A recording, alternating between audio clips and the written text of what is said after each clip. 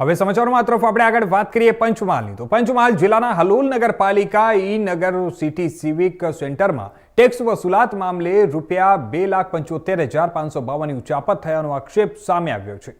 ઈ-નગર city civic centre મારફતે વસૂલ કરાયેલી કેટલીક ટેક્સ પાવતીઓ દિવસના અંતે કોમ્પ્યુટર સિસ્ટમમાંથી ડિલીટ કરવામાં આવતી હોવાની માહિતી બહાર આવી છે।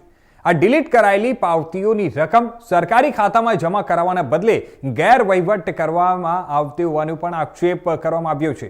ત્યારે જણાવી દઈએ કે આ કામગીરી સિલ્વર ટચ ટેકનોલોજીસ લિમિટેડ દ્વારા સંચાલિત એજન્સી મારફતે હાથ ધરાતી હતી, જે ગુજરાત અર્બન ડેવલપમેન્ટ મિશન હેઠળ નિયુક્ત છે। નગરપાલિકાની આંતરિક તપાસમાં ગેરરીતિ સામે આવતા મામલો હાલોલ ટાઉન પોલીસ સ્ટેશન સુધી પહોંચ્યો છે અને ફરિયાદ નોંધાવવા માટે અરજી કરવામાં આવી છે।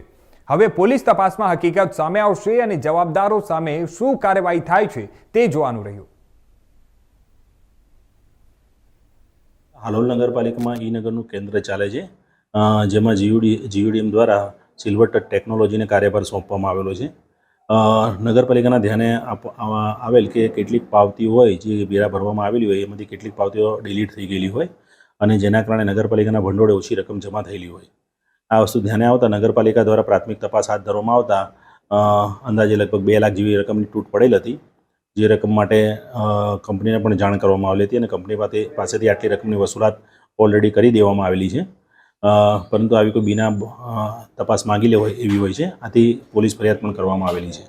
આગળની કાર્યવાહી માટે અમે લોકોએ જીયુડીએમને તો જાણ કરેલી જ છે અને આ ઉપરાંત આમાં જે કોઈ કલ્પ્રિટ્સ હોય તો તેમને શોધવા માટેની એ તમામ કાર્યવાહી માટે પોલીસ ફરિયાદ પણ દાખલ કરેલી છે।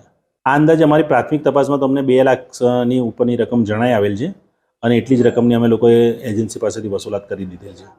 અત્યારે એજન્સી છે એ એજન્સી દ્વારા કામગીરી કરવામાં આવી રહેલ છે। એજન્સી દ્વારા પોતાનો ખુલાસો પણ આપવામાં આવેલો છે અને એમના જે કર્મચારી છે એમાંથી અમુક કર્મચારી એમણે છૂટા કરેલા હોઈ શકે અને બાકીના કર્મચારી કામ કરે।